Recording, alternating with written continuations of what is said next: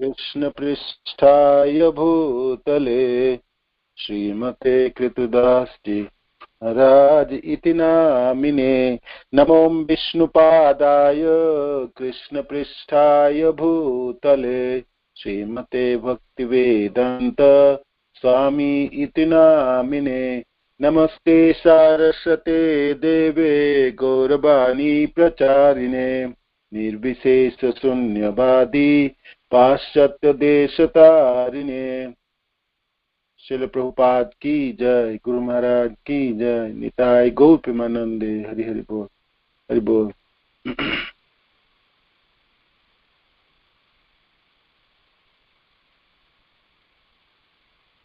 हरे कृष्ण।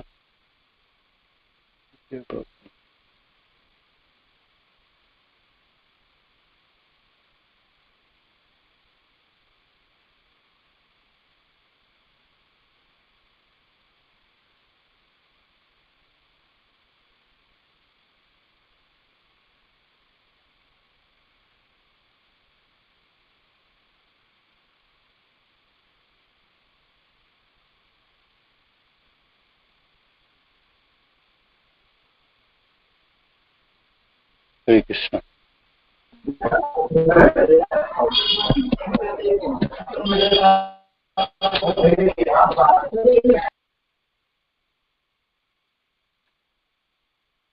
जय जयो श्री चैतन्य जयो नित्यानंद जय अद्वैत चंद्र जय गौर भक्त वृंद।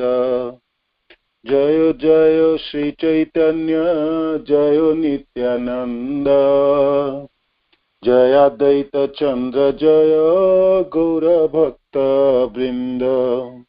जय जय श्री चैतन्य जय नित्यानंद जय अद्वैत चंद्र जय गौर भक्त वृंद। श्री श्री चैतन्य महाप्रभु की जय, श्री श्री नित्यानंद गोसाई की जय, श्री श्री अद्वैत ठाकुर की जय, श्री श्री गदाधर पंडित की जय, श्रीवास आदि गौर भक्त वृंद की जय, निताय गौर प्रेमानंदे। श्री श्री चैतन्य चरितामृत श्रील कृष्णदास कविराज गोस्वामी की जय। तो आदि लीला अध्याय 5 श्लोक संख्या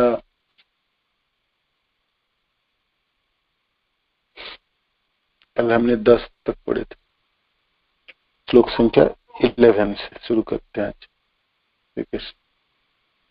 सर्वरूपे आस्वादये कृष्ण सेवानंद सेई बलराम गौर संगे नित्यानंद। सप्तम श्लोकेर अर्थ करी 4 श्लोके जाते नित्यानंद तत्थ जाने सर्व लोके। तो नित्यानंद प्रभु के बारे में है यह अध्याय। भगवान नित्यानंद बलराम की महिमा। सर्वरूपे आस्वादये कृष्ण सेवानंद सेई बलराम गौर संगे नित्यानंद। तो 5 रूपों में जो रूपों की वर्णन किए, 5 अपने को 5 रूपों में विस्तार करते हैं कि नित्यानंद प्रभु तथा बलराम जी महासंकर्षण, कर्णोदकशयी विष्णु, गर्भोदकशयी विष्णु, क्षीरोदकशयी विष्णु और अनंत शेष, अनंत तथा शेष, इसको शेष नाग हम कहते हैं। तो इस 5 रूपों में अपने को विस्तार करके भगवान के सेवा कार्यों को संपादन करते हैं। सर्व रूपे आस्वादये कृष्ण सेवानंद, कृष्ण की सेवा की आनंद की आस्वादन करते हैं बलराम जी तथा नित्यानंद प्रभु, जो स्वयं कृष्ण ही है और भगवान है। भगवान कृष्ण की प्रथम विस्तार सांस है, विष्णु तत्व है, किंतु सेवक भगवान कहलाते, जिसे कल हम पढ़ रहे थे। सही बलराम गौर संग नित्यानंद, जो बलराम कृष्ण लीलाओं में है वही बलराम नित्यानंद गौरांग महाप्रभु के लीलाओं में है। सप्तम श्लोके अर्थ करी 4 श्लोके जाते नित्यानंद तथ जाने सर्व लोके। तो मैंने जो ये श्लोक आपको वर्णन किया, जो 7वां श्लोक है मंगलाचरण की, संकर्षण कारणतयोसाई गर्भदोक्षाई च पयोब्दशाई शेषश्च जस्यांश कलास नित्य नंद्याख्य राम शरणम ममस्तु। तो ये श्लोक, ये जो 7वां श्लोक है मंगलाचरण के, इस श्लोक को मैंने 4 श्लोक में आगे इनको विश्लेषण करूंगा और नित्यानंद प्रभु की महिमा का वर्णन करूंगा। ऐसे करके कविराज गोस्वामी वो 4 श्लोक एक एक करके वर्णन करेंगे और 4 श्लोक के माध्यम से इस 7वां श्लोक की विश्लेषण होगी। ठीक है, तो उनमें से 4 जो श्लोक है उनमें आगे वो प्रथम श्लोक है और ये मंगलाचरण के 8वां श्लोक है। तो टोटल 5 श्लोक हैं जिसमें नित्यानंद प्रभु की महिमा वर्णित है। उनमें से एक हमने पढ़े और इसमें दूसरे 8वां श्लोक ये है। मायातिथ्येऽपि वैकुंठलोके पूर्णश्चर्ये श्रीचतुर्भुज मध्ये रूपं यस्य ध्वाति संकर्षणाख्याम् तत्तं श्रीनित्यानन्दरामं प्रपद्ये। मायातिथ्येऽपि वैकुंठलोके पूर्णयस्य श्रीचतुर्भुज मध्ये रूपं यस्य ध्वाति संकर्षणाख्याम् तं श्रीनित्यानंद रामं प्रपद्ये। मायातीते, भौतिक सृष्टि से पारे, वेपी वैकुंठ लोके, सर्वव्यापी वैकुंठ लोक, जो पूर्ण आश्चर्य के साथ श्री चतुर्भुज मध्ये और चतुर्भुज विस्तारों में वासुदेव, संकुर्षण, प्रद्युम्न तथा अनिरुद्ध में रूपम, रूप, जस्य जिसका, उद्भाति प्रकट होता है, संकर्षणम आख्यम, संकर्षण नामक, तम उनको, श्री नित्यानंद समम, श्री नित्यानंद रामम, भगवान नित्यानंद के रूप में भगवान बलराम की प्रपद्य में शरण लेता हूं। अनुवाद, मैं उन श्री नित्यानंद राम के चरण कमलों की शरण ग्रहण करता हूं जो चतुर्भुज के मध्य संकर्षण नाम से विख्यात है। चतुर्भुज में वासुदेव, संकर्षण, प्रद्युम्न तथा अनिरुद्ध सम्मिलित है। चतुर्भुज, इसको आदि चतुर्भुज कहलाता है। ये समस्त ऐश्वर्य से युक्त है और इस भौतिक जगत से बहुत दूर वैकुंठ लोक में निवास करते हैं। यह श्लोक श्री स्वरूप दामोदर गोस्वामी के डायरी से लिया गया है। यह श्री चैतन्य चरितामृत के प्रथम 14 श्लोकों में से 8वां श्लोक है। तो मंगलाचरण के 8वां श्लोक है। नित्यानंद राम जो बलराम जी हैं वो संकर्षण के नाम से विख्यात हैं। इस आदि चतुर्भुज में भगवान कृष्ण अपने को 4 रूपों में विस्तारित करते हैं, खुद वासुदेव के रूप में और फिर उनके प्रथम विस्तार संकर्षण, उनके बाद उनके प्रद्युम्न और फिर अनिरुद्ध। तो ये चतुर्भुज के नाम से जाना जाते, विख्यात है। और आध्यात्मिक जगतों में वैकुंठ लोक, जो इस भौतिक संसार के उस पार है ना, वैकुंठ लोक है, वैकुंठ जगत है, आध्यात्मिक परम क्षेत्र है, वहां पर वो विराजमान है। और ये नित्यानंद प्रभु हैं, नित्यानंद प्रभु के स्वरूप हैं। प्रकृतिर पार पर ब्रह्म नामे धाम कृष्ण विग्रह जैचे विभूतादि गुणवान। तो कहाँ रहते हैं नित्यानंद प्रभु? मूल स्वरूप में। उन धामों की अब वर्णन होगी आगे तक। तो कैसे धाम है? प्रकृतिर पार पर ब्रह्म नामे धाम। ये जो भौतिक प्रकृति, ये भौतिक प्रकृति के उस पार, वीर्या के उस पार, उसको परब्रह्म धाम कहलाते हैं। परब्रह्म मतलब आध्यात्मिक आकाश है। जैसे इस भौतिक संसार में आकाश है, ऊपर की तरफ आप देखेंगे आकाश है, अनगिनत नक्षत्र ग्रह है, सूर्य चंद्र में है। तो ऐसे ही आकाश है आध्यात्मिक जगत में, आध्यात्मिक जगत में। और भौतिक जगत तो बहुत ही कम है। नगण्य है। इनकी ये तो 1/4 है, 3 भाग तो है, 3/4 तो आध्यात्मिक जगत। आध्यात्मिक जगत असीमित, अनंत है, विभु है। तो जो परब्रह्म है क्षेत्र है, जो जो जिनको वो कृष्ण विग्रह की जैसा उनमें गुणावली 6 ऐश्वर्य से पूर्ण है। वो और कृष्ण तनु के समान ही है, कृष्ण विग्रह की है, क्योंकि आध्यात्मिक जगत में सारे वस्तु दिव्य है, सारे आध्यात्मिक हैं। तो कृष्ण तनु, कृष्ण विग्रह जैसे विभूतादि गुणवान, विभूतादि गुणवान, विभूति आदि 6 ऐश्वर्य के भांति, जैसे भगवान के 6 ऐश्वर्य में पूर्ण ज्ञान, पूर्ण जस, पूर्ण सुंदरता, पूर्ण वैराग्य, पूर्ण धन, पूर्ण बलवान है ना। तो ऐश्वर्य से समग्र से वीरस्य जसस श्रेय ज्ञान वैराग्य भग, ये 3 गणा। तो ये 6 भाग है, जो 6 ऐश्वर्य जैसे भगवान कृष्ण में है, तो वो 6 ऐश्वर्य इस धामों में भी है, आध्यात्मिक जगत में, जो परब्रह्म के नाम से जाना जाता है। भौतिक प्रकृति से परे परब्रह्म अर्थात आध्यात्मिक आकाश है। यह साक्षात कृष्ण के ही तरह समस्त दिव्य गुणों जैसा 6 ऐश्वर्य से युक्त है। इसके तात्पर्य पढ़ते श्रील प्रभुपाद के द्वारा है, बहुत सुंदर। तो सब पढ़ के आपको सुनाता, बहुत सुंदर तात्पर्य उस आध्यात्मिक जगत की वर्णन है। श्रील गुरुदेव की एक बुक अभी आए लेटेस्ट जो है गोलोक, उसमें भी ये सब वर्णन है, बहुत सुंदर।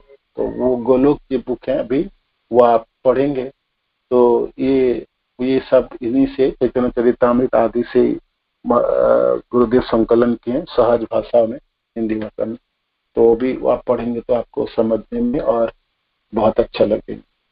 तो यहाँ पर श्रील प्रभुपाद इस श्लोक के तात्पर्य में लिखते हैं, सांख्य दर्शन के अनुसार यह भौतिक जगत 24 तत्व से बना है। 24 तत्व, 24 एलिमेंट्स, 24 तत्व की है, 24 तत्व है इस भौतिक संसार में।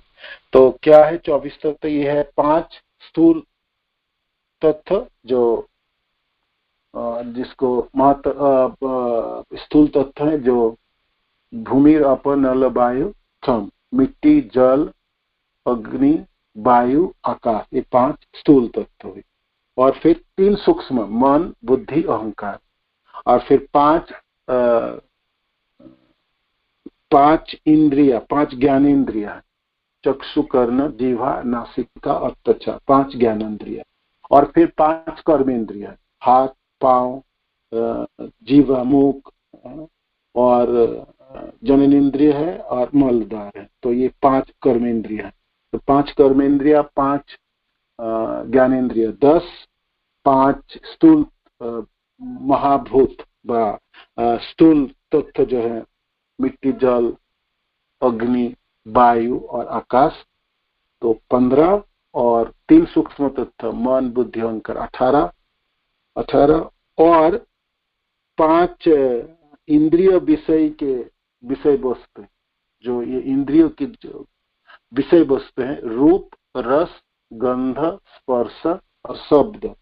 तो ये हो गया आपके 5 ज्ञानेन्द्रिय, 5 कर्मेंद्रिय 10, 5 इनके विषय वस्तु इंद्रिय के 15 और 5 स्थूल तत्व 20 और 3 मन, बुद्धि और अहंकार, ये 23वां।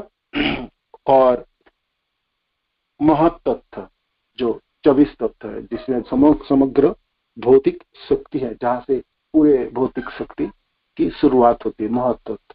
तो ये 24 तत्व है।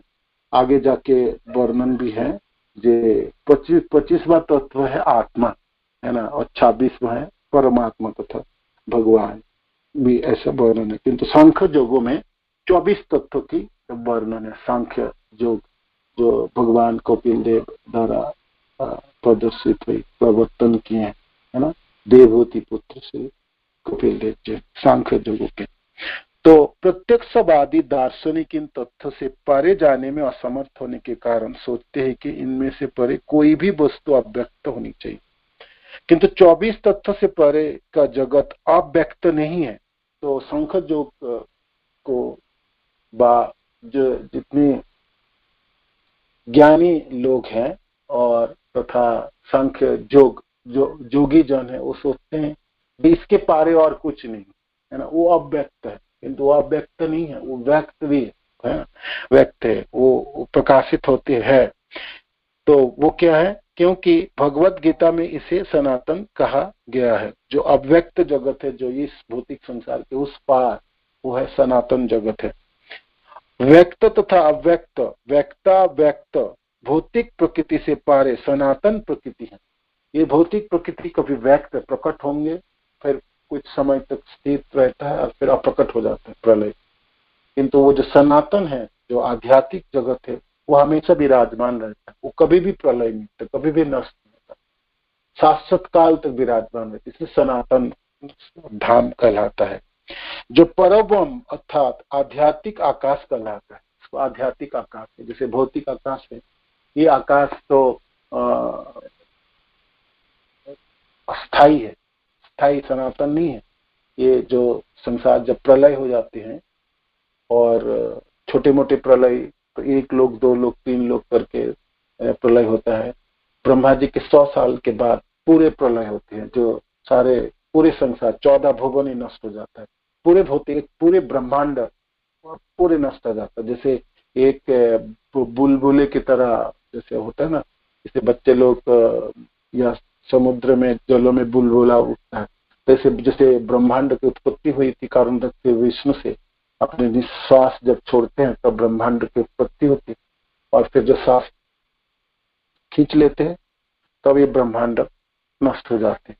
तो पूरे ब्रह्मांड प्रलय में नष्ट हो जाता है। तो ये जो भौतिक आकाश है, ये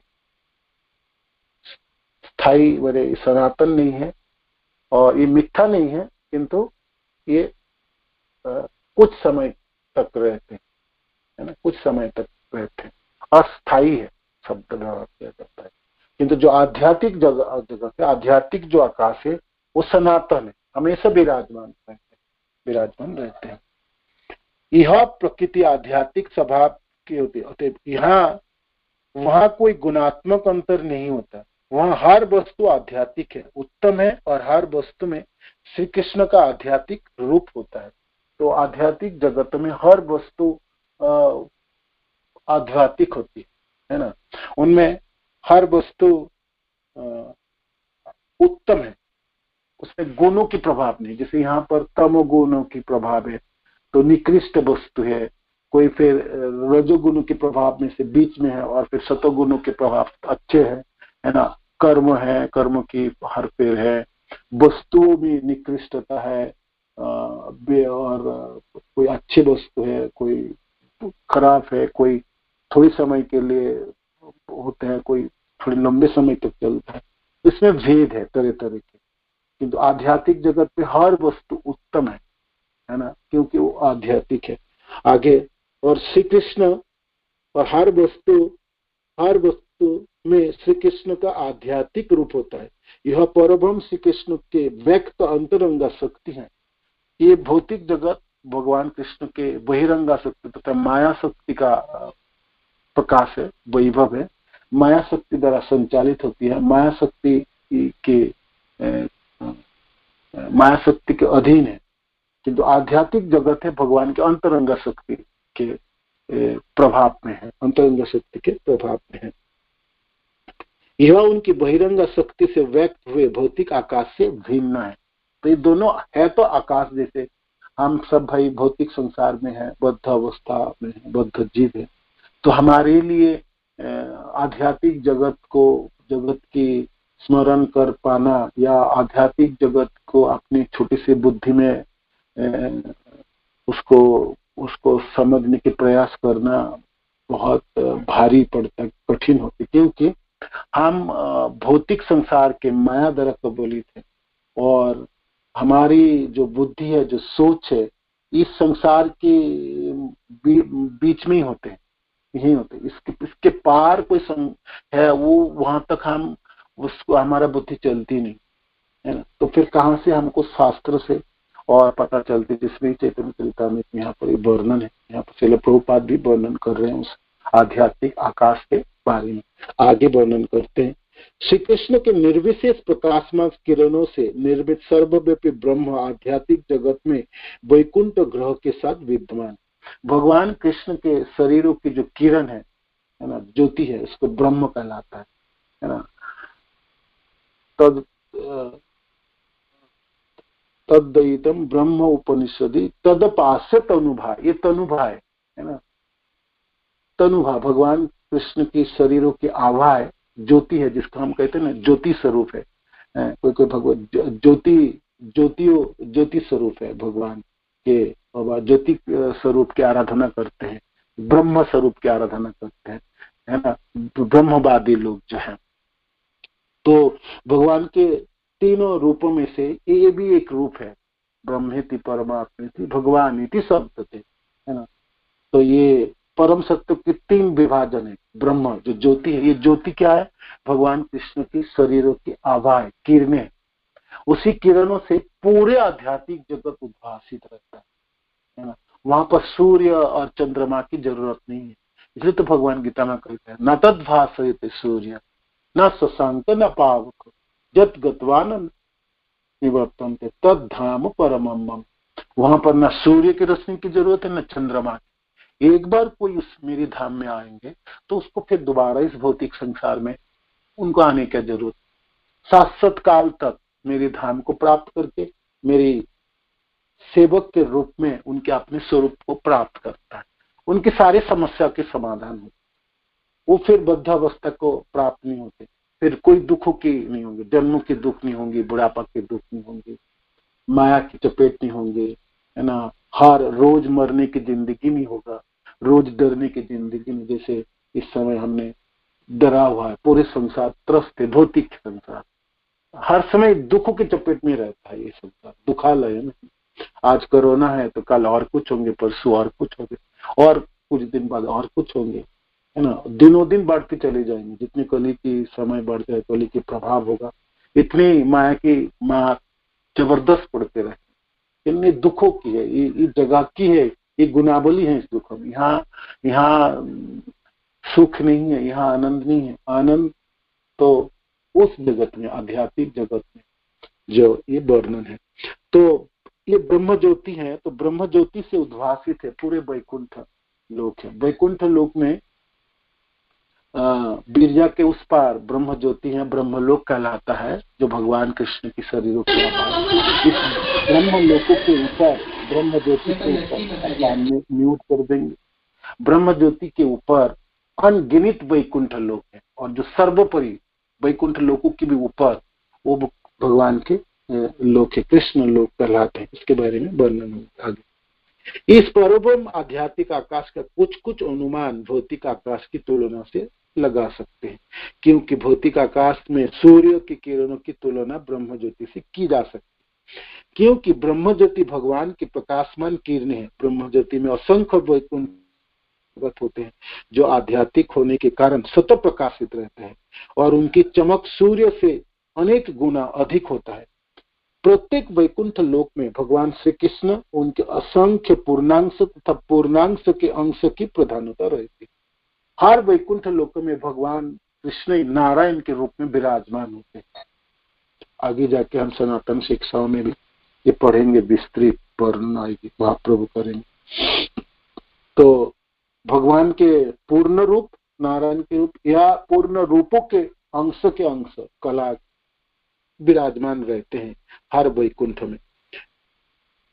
और प्रत्येक आध्यात्मिक आकाश के सर्वोच्च भाग में कृष्णलोक नामक ग्रह है, जिनके 3 विभाग है, द्वारका, मथुरा तथा गोलोक अथवा गोकुल। कट्टर भौतिकवादी के लिए यह भगवान के धाम वैकुंठ निश्चय ही एक रहस्य है, एक रहस्य, एक गुत्थी बना रहता है। भौतिकवादी लोग जो भोग में प्रवृत्त हैं, जो भगवान कृष्ण के भक्त ना हो, वो लोग कभी भी नहीं समझ पाएंगे। वो तो सोचते थे यही जगह है, इसके बाद तो कुछ नहीं, मर मिट के खत्म हो जाएंगे, जल जाएंगे। भस्मीभूत देहस्य कुत पुनरागम, है ना। जावत जीवत सुखम जीवत ऋणम कित्वा घितम पीवत तो ये चारवाक जो भोगवादी चारवाक ऋषि है ना, उनकी मतवाद है। भौतिक लोगों का भी यही है कि क्या वो सब परब्रह्म और आध्यात्मिक जगत तो गुत्थी बने रहते हैं, श्रील प्रभुपाद यहाँ कहते हैं। किंतु जो अज्ञानी है उसके लिए पर्याप्त ज्ञान के अभाव में हर वस्तु एक रहस्य होती है।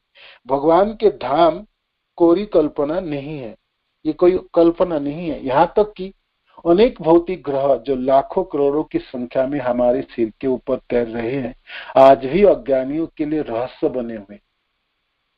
भौतिक विज्ञानी अब इस रहस्य को जानने का प्रयत्न कर रहे हैं, और एक दिन ऐसा आ सकता है जब इस पृथ्वी के लोग बाह्य अंतरिक्ष में यात्रा करने में सक्षम होंगे और इन लाखों ग्रहों की विविधता की अपने आंखों से देख सकेंगे। प्रत्येक ग्रह में उतनी ही भौतिक विविधता है जितनी कि हम अपने ग्रह में पाते हैं। तो आध्यात्मिक जगत की तो बात छोड़ ही दीजिए, इस भौतिक संसार में अनगिनत नक्षत्र ग्रह है जो भौतिक आकाशों में विराजमान है। तो उसके बारे में बहुत कुछ नहीं जानते हम। हाँ, श्रील प्रभुपाद लिखते हैं हम जानेंगे, आने वाले दिन में जान भी पाएंगे, और लोग अंतरिक्ष यानों में चढ़ के उस सब ग्रहों में जाएंगे और देखेंगे वहां भी तरह तरह के रहते हैं लोग, है ना, और उस पर विविधताएं होती है ना, और ऐसा ऐसा एक दिन होंगे, ऐसा समझ पाएंगे। आज हम लोग नहीं समझ पाए, आने वाले दिनों में ये समझ पाएंगे, और लोग समझ पाएंगे जो सिर्फ इस भूलोक में ही प्राणी नहीं होते, और सब ग्रहों में भी प्राणी है, और वहां तरह तरह की विविधता ही है जो शास्त्रों में वर्णित है। तो किंतु ये भोगवादी तो था अज्ञानी लोगों के एक गुत्थी बने रहेंगे, और वो लोग इसको कोरा कल्पना ही समझेंगे, है ना, वो लोग कभी भी इसको समझ नहीं पाएंगे। आगे, यह पृथ्वी लोग विराट सृष्टि के केवल एक नगण्य स्थान है, फिर भी वैज्ञानिक प्रगति के मिथ्या भावना से गर्वित मूर्ख लोग इस लोक के तथाकथित आर्थिक विकासों की खोज में अपनी शक्ति को केंद्रित किए हुए हैं, और यह ज्ञात नहीं है कि अन्य ग्रह में नाना प्रकार के आर्थिक सुविधाएं उपलब्ध है, और छोटी सी एक जगह है इसलिए नगण्य स्थान, और इसके आर्थिक विकास में लगा हुआ है। आप जो वो है, जो आप थोड़ा सा इसको म्यूट कर दीजिए, मैंने आज जो नहीं हो होस्ट, तो आप प्लीज।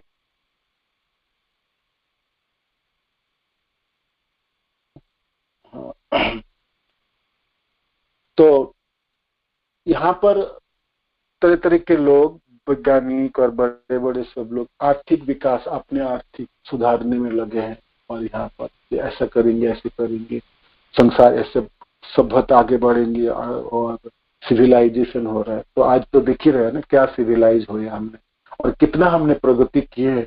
आज आपके चाक्षुष प्रमाण है कितने हमारे हेल्थ सिस्टम कितना आगे बढ़े हैं, बड़े बड़े देश कैसे घुटने टेके हैं, कहाँ हमारा प्रगति हुई, क्या हमने प्रगति की। एक छोटी सी वायरस आपको घुटने टिकाती, और आपकी सारे रिसर्च और सारे मेडिसिन और सारे जितने भी प्रगति हमने किए, इतने जब हमने पढ़ाई की, और ये आम तो 21 शताब्दी में है और आधुनिक सभ्यता में है, मनुष्य को हम बचा सकते हैं, आयु बढ़ा सकते हैं, हम तो जीव पैदा करा सकते हैं। आपने को बचा के दिखा दो इस समय, है ना, और आपके पास तो एक दवाई भी नहीं, जो इतने सालों की अपने रिसर्च के, इतने लाखों करोड़ों आपके वैज्ञानिक है, और इतने इतने विश्लेषण है, इतने रिसर्च, इतनी गवेषणा है, सब सब सब धरे के धरे। तो विभ्रांत है सारे लोग, आज परेशान है कि कैसे बचे, त्राही त्राही में। ये है वो, ये है। इसलिए मनुष्य कितने लाचार है और कितने अधीन है ना, कितने परतंत्र है, कितने परवश है आज उनके चाक्षुष प्रमाण सबों के सामने। तो यहाँ पर श्रील प्रभुपाद लिखते हैं थोड़ा सा आर्थिक विकास के लिए और सभ्यता के लिए हम इसमें इस नगण्य जगह में प्रयास करते हैं, क्योंकि हमको पता ही नहीं है जो परम धाम है, जो आध्यात्मिक जगत है, उसके बारे में कुछ भी पता नहीं। और जहाँ यह दुखों की जगह है, यहाँ हमारा घर नहीं है, ये जगह हमारे लिए नहीं है, ये तो थोड़ी दिन के मेहमान है। हाँ, और इसी को हमने सत्य माने और सब कुछ प्रयास किया यहाँ रहने के लिए, यहाँ हम रह भी नहीं पाए, यार कितना भी प्लानिंग हम करें, कितने अच्छे तरह से क्यों ना करें, यहाँ हम कभी भी सुखी नहीं होंगे, है ना। दुखों में रहेंगे, इस दुखों में। और तो हमको शाश्वत जीवन और जो शाश्वत आनंद की धाम, वो आध्यात्मिक जगत की के लिए प्रयास करनी चाहिए। इसलिए प्रभुपाद आगे कहते हैं जी ठीक है, हम इस समय भौतिक इंद्रिय से जकड़ा हुआ ये शरीर है और ये जड़ है, तो हम आध्यात्मिक विषय वस्तु को हम नहीं समझ पाए। किंतु जो लोग भक्त है, जो जिस समय वो माला जपते हैं, भगवान के नाम उच्चारण करते हैं, उस समय उनको आध्यात्मिक जगत के बारे में मनन और स्मरण करनी चाहिए। जो भगवान की सुंदर धाम है, गोलोक धाम, उनमें उनमें गोकुल है, उनमें मथुराई है, उनमें द्वारका धाम है और अनगिनित वैकुंठ है, आध्यात्मिक जगत है। भगवान कृष्ण के शरीरों की किरणों से सारे जगह उद्भासित है, वहाँ हर वस्तु दिव्य है ना। और उनमें कोई कमी नहीं है ना। विविधताएं, तरह तरह की विविधता है। तो ये भगवान के नाम जपते समय या भक्ति करते समय, भक्ति के किसी कार्यों को संचालन करते समय हम उस चीजों को स्मरण कर सकते हैं। और ऐसा हम स्मरण करें तो हम थोड़ी थोड़ी भगवान की कृपा से, भक्तजनों की कृपा से, गुरुदेव की कृपा से उस आध्यात्मिक जगत के कोई चीज हम अनुभव कर सकते हैं। चलो प्रभुपाद एक चीज इसमें लिखते हैं और आगे और लिखते हैं, जे वास्तव में हर वस्तु, इसमें एक है, हो सकता है यह शास्त्रीय ज्ञान प्रारंभ में अविश्वसनीय लगे, क्योंकि हमारी संशयवादी प्रवृत्ति हर वस्तु की पुष्टि हमारे क्षुद्र मस्तिष्क द्वारा करना चाहती है, किंतु ज्ञान प्राप्त करने की चिंतन परक साधन सदैव अपूर्ण होते। प्रामाणिक शास्त्रों में प्रतिपादित पूर्ण ज्ञान की पुष्टि महान आचार्यों द्वारा की जाती है, जो अपनी अनेक टिकाई छोड़ गए हैं। इनमें से किसी भी आचार्य ने शास्त्रों में अविश्वास प्रकट नहीं किया। जो व्यक्ति शास्त्रों में अविश्वास प्रकट करता है, यह नास्तिक है, और नास्तिक चाहे कितना भी महान क्यों ना हो, उनसे हमें परामर्श नहीं लेना चाहिए। उनके विविधताओं से युक्त शास्त्र में दृढ़ श्रद्धा, अनेक विविधताओं से युक्त शास्त्र में दृढ़ श्रद्धा रखने वाला उपयुक्त व्यक्ति है, जिससे वास्तविक ज्ञान प्राप्त किया जा सकता है। ऐसा ज्ञान प्रारंभ में अचिंत लग सकता है, किंतु जब उपयुक्त अधिकारी उसके अर्थ को समझाता है, तो उसके विषय में कोई संदेह नहीं रह जाता। आध्यात्मिक जगत के बारे में श्रील प्रभुपाद वर्णन करते हैं। ये शास्त्रों में जो वर्णन है, जो हमारे आचार्य हैं, जो टीका छोड़ किए हैं, तो वो सब पढ़ना चाहिए हमको। और ऐसे आचार्यों से, ऐसे शुद्ध भक्त के श्रीमुख से हम सुने और उनके टीका को हम पढ़े, तो हम समझ पाएंगे जो आध्यात्मिक जगत होते हैं, वहां पर आध्यात्मिक आकाश भी होते हैं, उनमें वैकुंठ लोक भी है। तो धीरे धीरे करके वो अपने आप प्रकट हो जाते हैं। सर्वगयानंत विभु वैकुंठादिधाम, कृष्ण कृष्ण अवतारेर तहाई विश्राम। तो आध्यात्मिक जगत में जितने भी आध्यात्मिक आकाश है, वो सर्वग है। सर्वग शब्द का अर्थ सर्वत्र चलायमान है और सर्वव्यापक है, प्रसारित हो सकता है, बढ़ सकता है, घट सकता है। जितने भी जरूरत पड़े तो बढ़ जाएंगे, जरूरतें कम होंगे तो घट जाएंगे।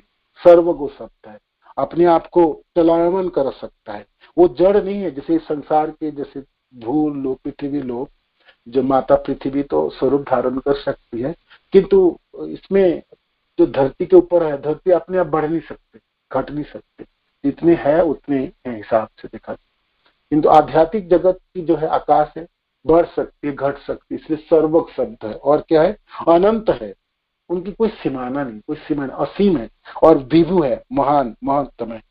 कृष्ण कृष्ण अवतारे ताहि विश्राम। भगवान कृष्ण और कृष्ण के जितने अवतार है, गुणा अवतार, लीला अवतार, पुरुष अवतार, सब वहां पर विराजमान होते हैं।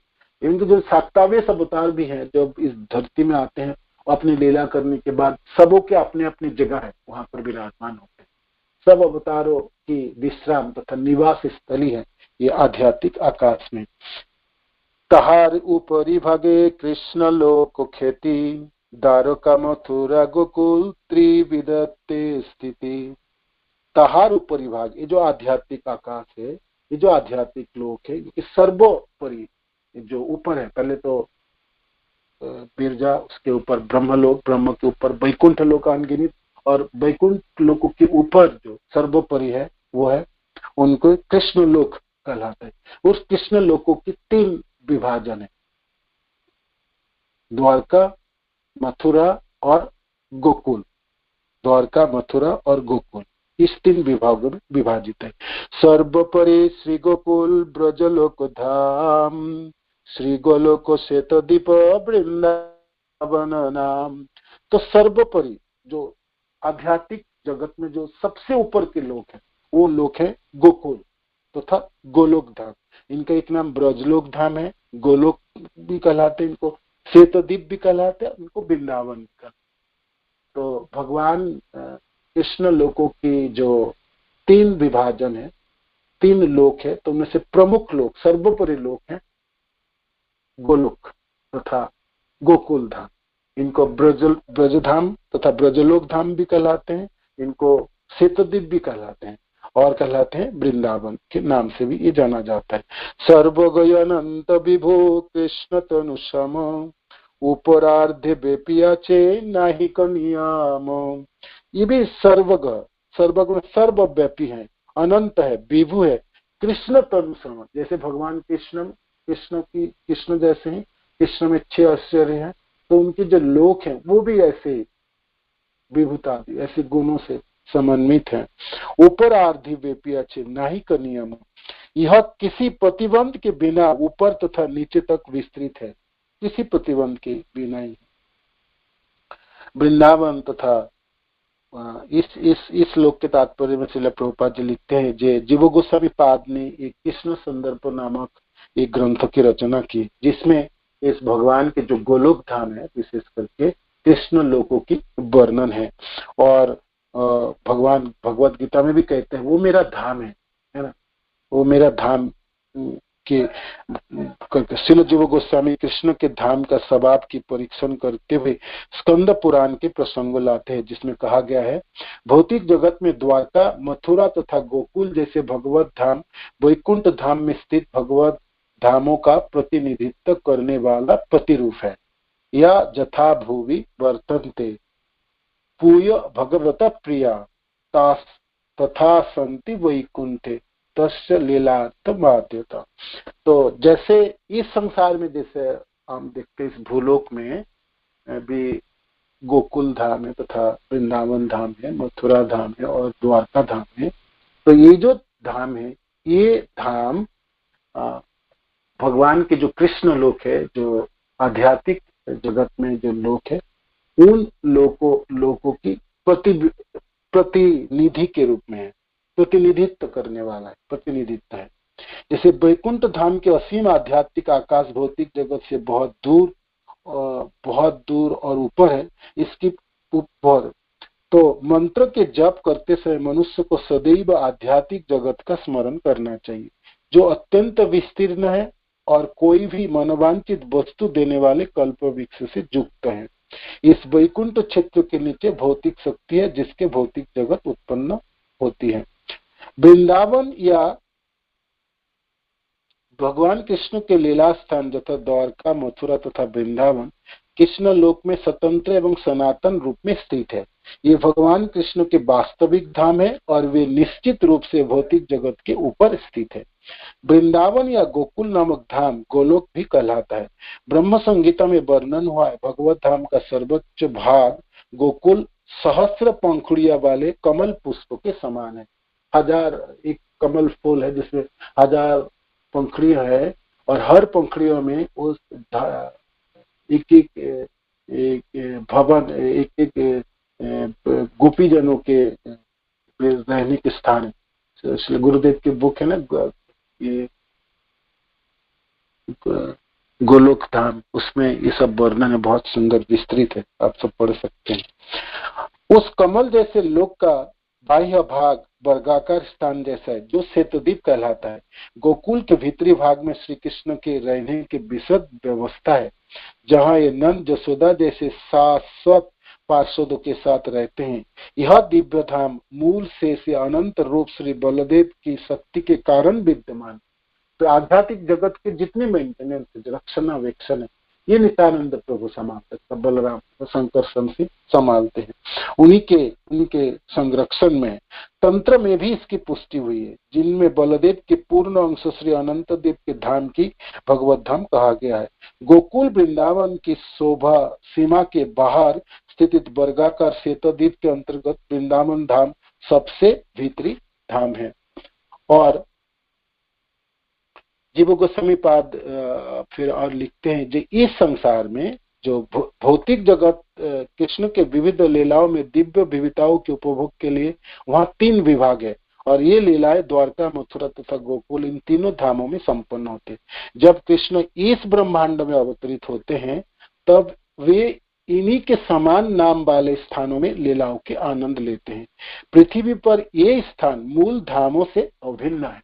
ये जो वृंदावन है, ये जो गोकुल और तथा मथुरा है, ये मूल वृंदावन तथा मूल गोकुल और मथुरा से अभिन्न है, बिल्कुल भेद नहीं है ना, भेद नहीं है, मूल अभिन्न है। यहाँ पर जीव गोस्वामी पाद कहते हैं, क्योंकि वे दिव्य जगत के मूल पवित्र स्थानों के प्रतिरूप हैं।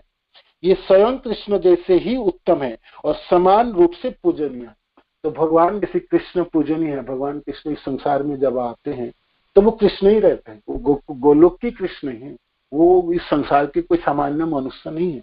भगवान कृष्ण तो हमेशा कृष्ण ही रहते हैं, सच्चिद आनंदमय है, उनमें भौतिक तत्व में कुछ भी नहीं, ना हड्डी होंगे, ना मज्जा होगी, ना रक्त होगी, ना पसीना होगी, ना कुछ। किंतु नरलीला करते समय भगवान ऐसा अद्भुत अभिनय करते हैं। तो जैसे कुरुक्षेत्र के युद्ध में बाण चलाते समय जब कर्ण बाण मार भी रहे थे या भीष्म पितामह, तो कभी कभी भगवान को भी लगते तो लहो लोहा खून बहते थे। तो ये अद्भुत है, भगवान ऐसे मायाधारी है, ऐसे मायाधीश है।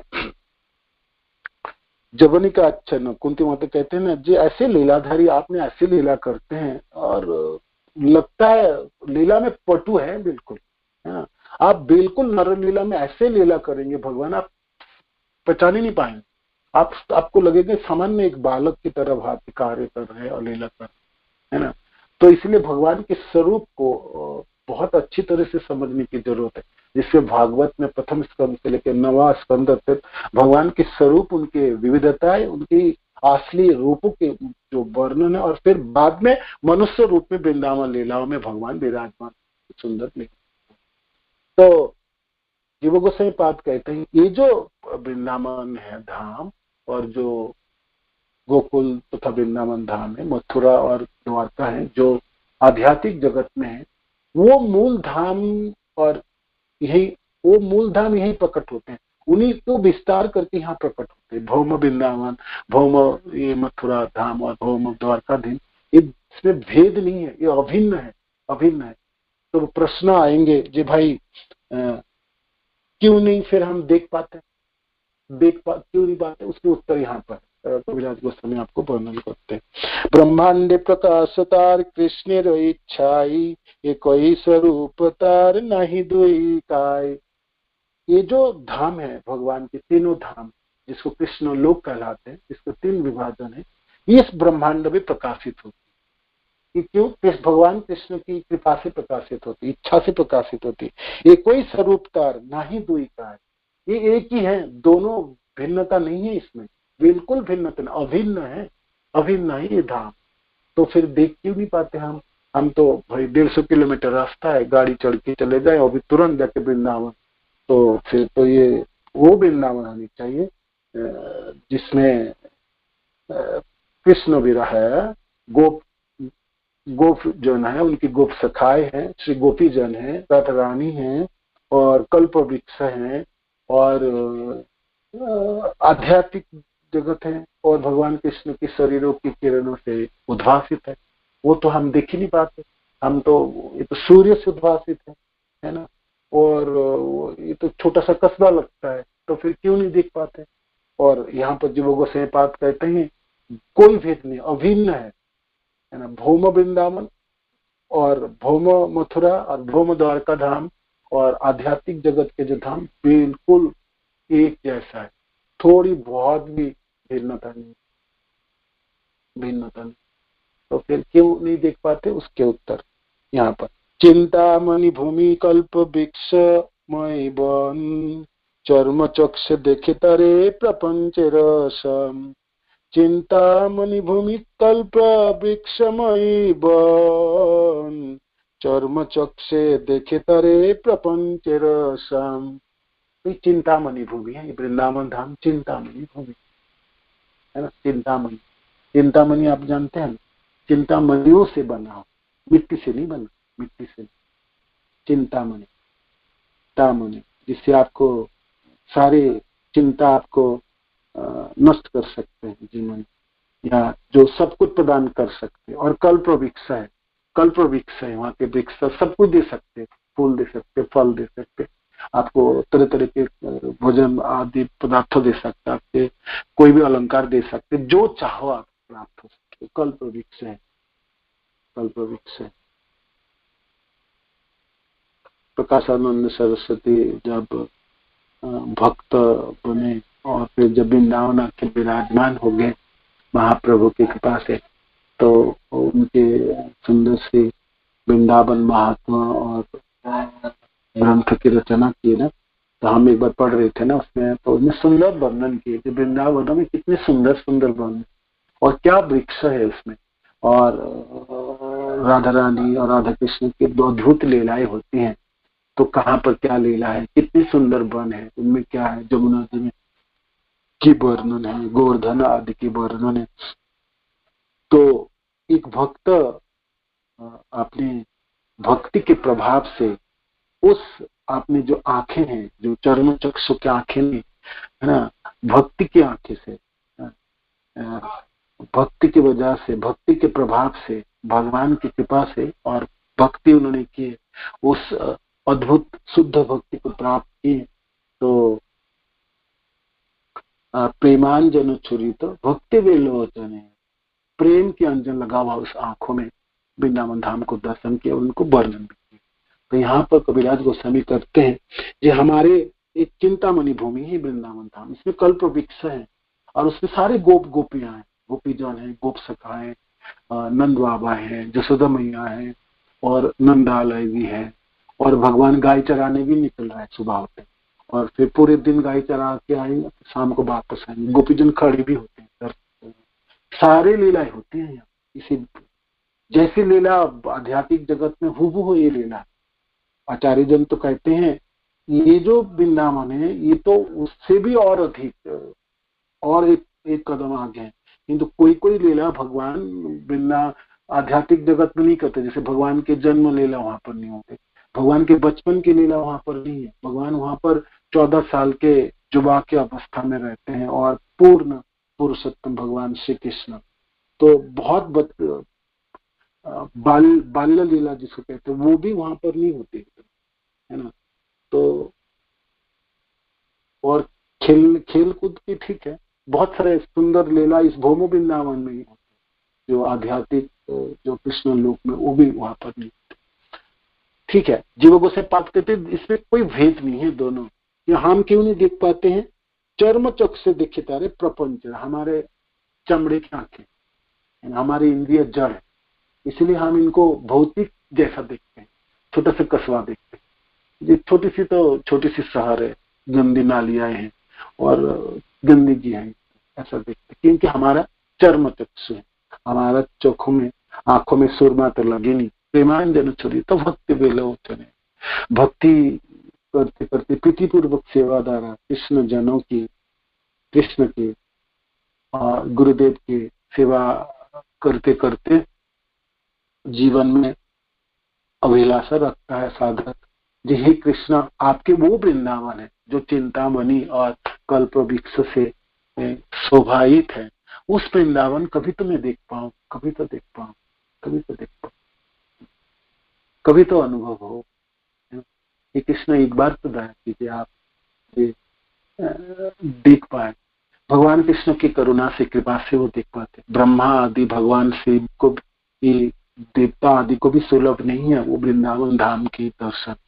ब्रह्मा जी जब बछड़े चुराए और जब चुरा के ले गए तो भगवान ने कृपा किए थे, ब्रह्मा को दिखाए थे, देखो मैं हूँ कौन, है ना। और मेरी जगह जहाँ मैं रहता हूँ वृंदावन, वो जगह को भी आप देखिए, भगवान कृष्ण ने दया कृपा करके ब्रह्मा जी को अपने धाम के दर्शन कराए थे। तो भगवान कृष्ण की कृपा से, है ना, या भगवान कृष्ण के जनों की कृपा से उस धाम साधक के आंखों के सामने प्रकटित होते हैं।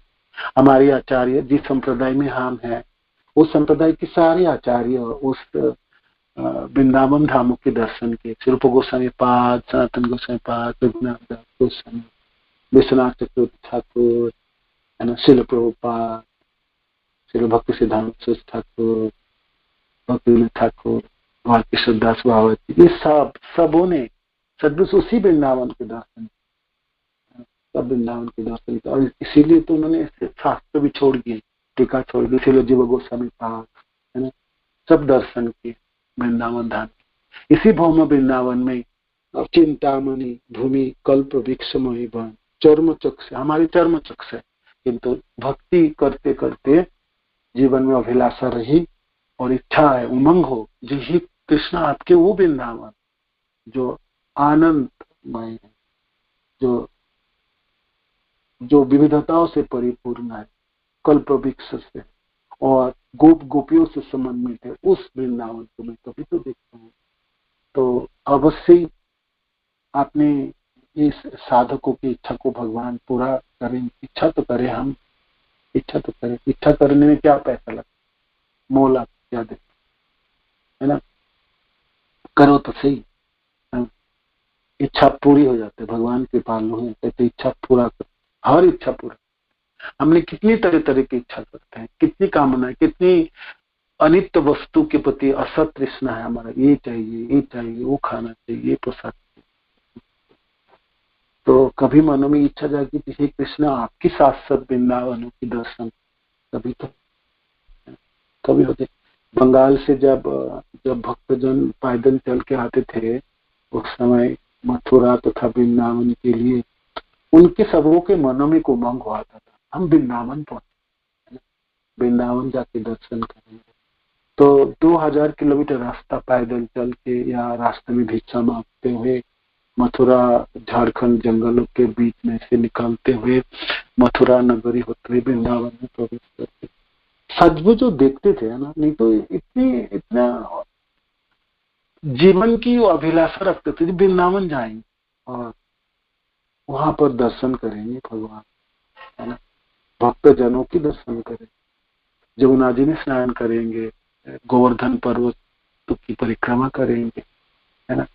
तो वो वृंदावन धामों की जो खुशबू है, उस वृंदावन धामों की जो वैचित्रता है, विविधताएं है, वृंदावन धामों की भगवान कृष्ण राधा कृष्ण की वो जुगल जोड़ी की जो चरण चिन्ह है, भगवान कृष्ण के वेणुनाथ है, यहाँ अष्टकालीन लीलाओं करते वाले भगवान कृष्ण की कोई तो लीला उन्होंने जरूर देखते होते, नहीं तो पूरे जीवन के सर्वस्व निछावर करके वृंदावन की तरफ क्यों धावित होते थे। मैं ये सोचता था जी क्या इसमें वो भाव करता होगा जो सारे जीवन की एक ही उमंग रहता था, सब कुछ उन्होंने ये सोचते थे कब वृंदावन जाए और कब दर्शन करे। मैं सोचता था ये क्या दर्शन हो, किस लिए लालायित रहते थे, हम तो रोज ही जाते हैं, है ना। जब मन की चलो से वो जाके क्या देखे, क्या चर्म तक से देखे तार प्रपंच रसम, चमड़े की आंखों से भौतिक वस्तु की तरह देखते हैं। एक छोटा सा कस्बा है ना, दिल्ली वाले के लिए तो वृंदावन तो छोटी सी एक गांव है, चर्म चक्ष में आप क्या देख पाएंगे। प्रेम नेत्रे देखे तार स्वरूप प्रकाश, गोप गोपी संग जहा कृष्ण विलास। प्रेम नेत्र में यहाँ पर कृष्णदास कविराज गोस्वामी लिखते हैं चामड़े की आंखों से नहीं, प्रेम की आंखों से आप देखोगे तो वृंदावन में क्या देखोगे, स्वरूप प्रकाश, वृंदावन प्रकाशित है, वृंदावन प्रकाशित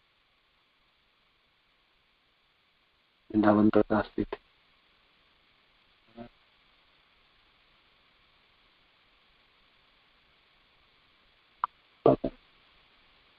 सद्बुद्ध कैसे हो वो वृंदावन, है ना, स्वरूप प्रकाश। गोप गोपी संगे जहा कृष्ण रविलास, गोप और गोपी जनों के साथ भगवान कृष्ण आनंद में विराजमान हुआ, नित्य नवीन लीलाओं में रथ वो वृंदावन।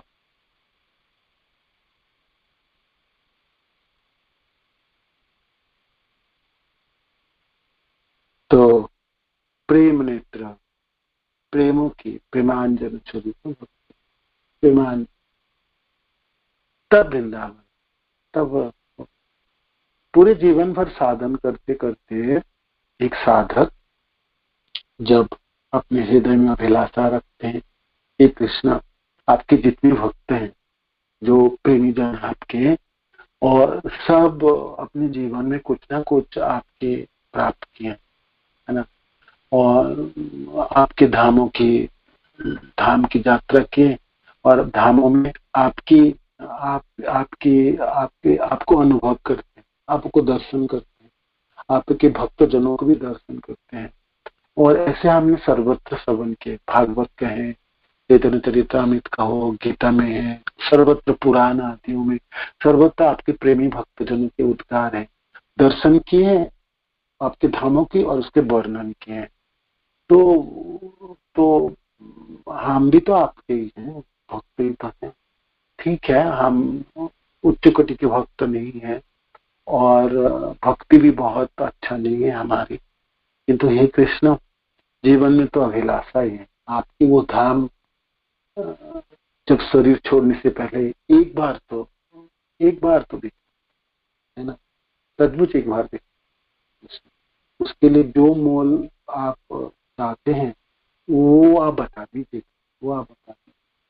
है ना। ये हमारी जीवन की आकांक्षा और अभिलाषा, एक बार तो इस आंखों से तो उस वृंदावन धाम को दर्शन करे, है ना। बहुत बड़ी इच्छा हुई, ठीक है, पूरा आप नहीं करेंगे तो ना से, किंतु इच्छा करना तो हम मानो कि ना भी होंगे, किंतु हमेशा जब तक जिंदा रहेंगे तब तक करते रहे, है ना। और शरीर छोड़ते समय मानो कि पूरा नहीं हुई तो फिर उसी की अभिलाषा से शरीर को छोड़े, जैसे आने वाले जीवन में कभी तो दिख पाए, कभी तो। प्रेम नेत्र शब्द है तो विराट गोस्वामी वर्णन किए, ये है वृंदावनों की झांकी है। आगे वर्णन करेंगे नित्यानंद प्रभु के कार्य, नित्यानंद प्रभु के स्वरूप बल को वर्णन करने के लिए उस धामों के वर्णन की जरूरत है, और ये सब तथ्य के भी वर्णन। बहुत सुंदर तात्पर्य है श्रील प्रभुपाद की। श्रील प्रभुपाद की चैतन्य चरितामृत के तात्पर्य लिखते समय मैं जब पढ़ता हूँ तब मैं प्रभुपाद के पास बहुत समय हुआ करता होगा, इतने सुंदर, इतने लंबे तात्पर्य लिखे, और आप पढ़ेंगे तो लगेंगे कि प्रभुपाद पूरे समय लगा के लिखे, ऐसा नहीं है ना, पूरे समय। और किसी श्लोक की तो 10 पेजों की तात्पर्य है इस अध्याय में विशेषकर, है ना, वो भी हम पढ़ेंगे थोड़ी पॉइंट वाला। श्री प्रभुपाद की जय, गुरु महाराज की जय, गौर प्रेमानंद, हरे कृष्ण।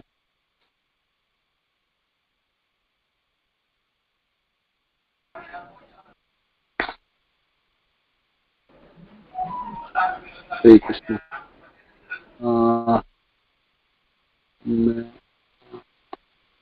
कोई प्रश्न है तो पूछ सकते हैं आज की क्लास के लिए। मैं आप अनम्यूट कर देंगे इसको, म्यूट। हरे कृष्ण प्रभु जी। हरे कृष्ण। प्रभु जी बहुत सुंदर क्लास दिया आपने।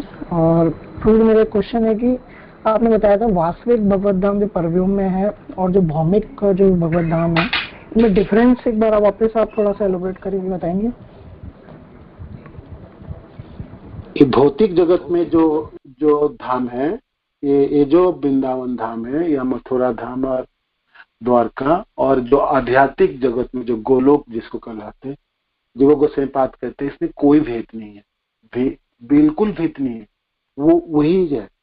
भगवान कृष्ण जब भगवान कृष्ण यहाँ पर आते हैं तो कृष्ण अलग पृथक थोड़ी होते हैं। भगवान कृष्ण यहाँ मनुष्य की तरह थोड़ी आते हैं। कृष्ण कृष्ण रहता है तो कृष्ण के धाम भी एज इट इज उठा के आते हैं। उन्हीं धाम, वही धाम है गोलोक की आध्यात्मिक जगत के, जो भगवान कृष्ण के जो निजी धाम है, वही धाम इस भौम वृंदावन में भी है, इस ब्रह्मांड में है। भगवान कृष्ण की इच्छा से वो तीनों धाम यहाँ पर विराजमान है, जो आज हम जाके दर्शन करते हैं। किंतु हम क्यों नहीं देख पाते हैं? जो हमारी जो आंखें हैं, चमड़े की आंखें हैं, ये जड़ इंद्रियां हैं, जड़ आंखों से हम नहीं देख पाएंगे तो उस दिव्य धामों को। उसको देखने के लिए आपको प्रेम चाहिए, प्रेम नेत्र से, है ना, कृष्ण प्रेमों की, है ना, कृष्ण प्रेम की आंखों से आप उनको देख सकते हैं।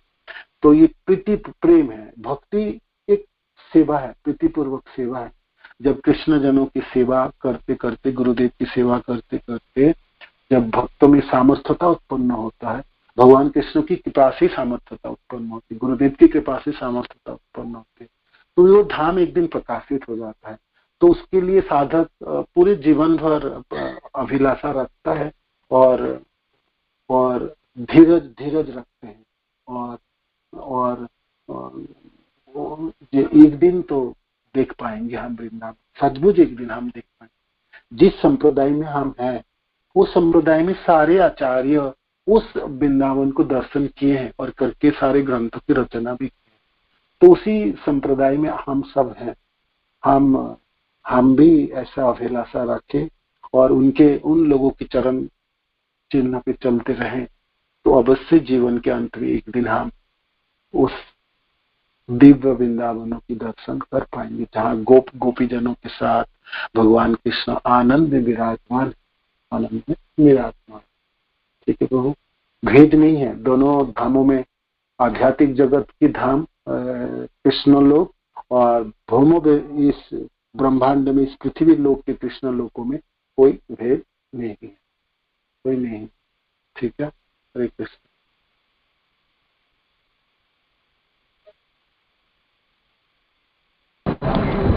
हरे कृष्ण प्रभु, धन्यवाद प्रभु, बहुत अच्छा बताया आपने। धन्यवाद, हरे कृष्ण। और किसी को कोई प्रश्न है तो क्लास समाप्त करते हैं। कोई कुछ ऐड करने कर सकते, कोई प्रश्न है तो पूछ सकते, प्लीज। कोई बोल। हरे कृष्ण।